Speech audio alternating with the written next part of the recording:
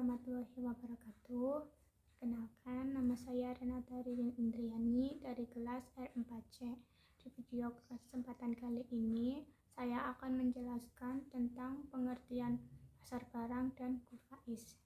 Simak videonya yuk. Pengertian pasar barang dan kurva IS. Kurva IS menyatakan hubungan antara tingkat bunga serta pendapatan yang muncul di pasar barang dan jasa untuk menentukan bagaimana pendapatan berubah ketika tingkat bunga berubah. Kita bisa mengkombinasikan fungsi investasi dengan perpotongan Keynesian. Karena investasi berhubungan timbal balik dengan tingkat bunga, maka kenaikan tingkat bunga akan mengurangi jumlah investasi. Investasi adalah tambahan pengeluaran pada modal perusahaan, seperti mesin-mesin atau bangunan. Biasanya perusahaan melakukan pinjaman untuk membeli barang-barang investasi.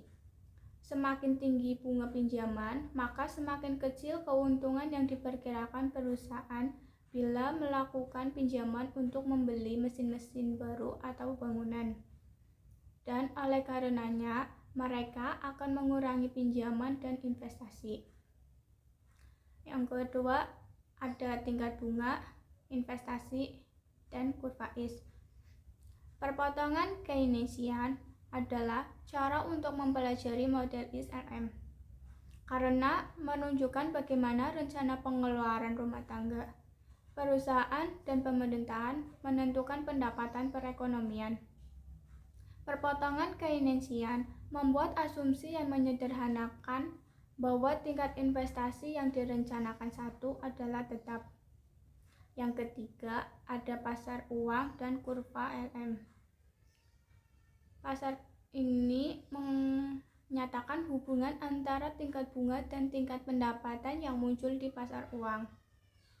Untuk memahami hubungan ini, kita mulai dengan melihat teori tingkat bunga yang disebut teori preferensi likuiditas.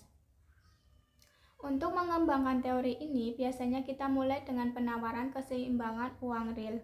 Jika M mengatakan jumlah uang yang beredar atau kebijakan yang dipilih oleh bank sentral, maka P adalah tingkat harga, maka M atau P adalah penawaran keseimbangan uang real.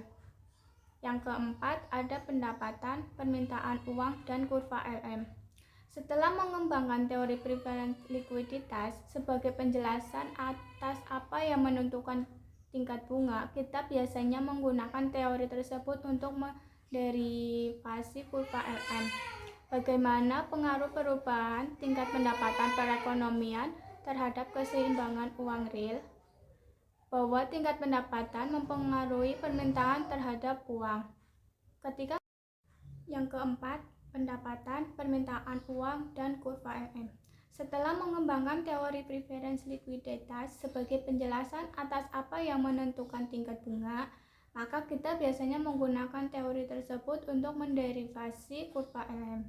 Bagaimana pengaruh perubahan tingkat pendapatan perekonomian terhadap keseimbangan uang real, bahwa tingkat pendapatan mempengaruhi permintaan terhadap uang.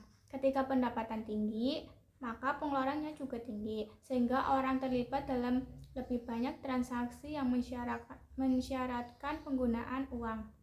Yang kelima, ada equilibrium jangka pendek. Equilibrium perekonomian adalah titik di mana kurva IS dan kurva LM berpotongan. Titik ini memberikan tingkat bunga R dan tingkat pendapatan Y yang memenuhi kondisi untuk keseimbangan baik dalam pasar barang atau uang. Mungkin itu saja yang dapat saya sampaikan. Kurang lebih mohon maaf. Terima kasih. Wassalamualaikum warahmatullahi wabarakatuh.